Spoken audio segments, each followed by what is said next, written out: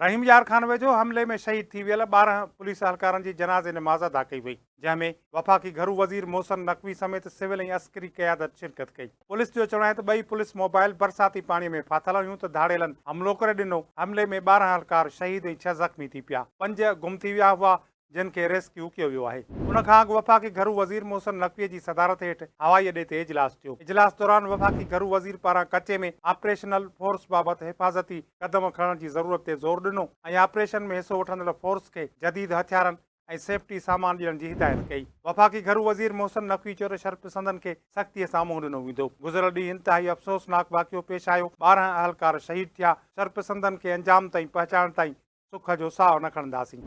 होॾां वज़ीर आला पंजाब मरियम नवाज़ जी हिदायत ते कचे जे धाड़ेलनि जे सिर जी क़ीमत 1 करोड़ रुपया मुक़ररु कई वई आहे। मरियम नवाज़ जी हिदायत ते ख़तरनाक धाड़ेलनि जी गिरफ़्तारीअ ते 50 लख रुपया इनाम मुक़ररु कयो वियो आहे। वज़ीर आला पंजाब मरियम नवाज़ जो चवणु आहे त पुलिस एहलकारनि जी शहादत में मुलविस दहशतगर्दनि खे अंजाम ताईं पहुचाईंदासीं। होॾां आईजी पंजाब ऐं घरू सेक्रेटरी पारां ज़ख़्मी एहलकारनि जी अयादत कई वई। आईजी पंजाब डॉक्टर उस्मान अनवर जो चवणु आहे त असांजे जवाननि जा हौसला हमेशह जियां बुलंद आहिनि। जवाबदारनि जी निशानदेही थी चुकी आहे।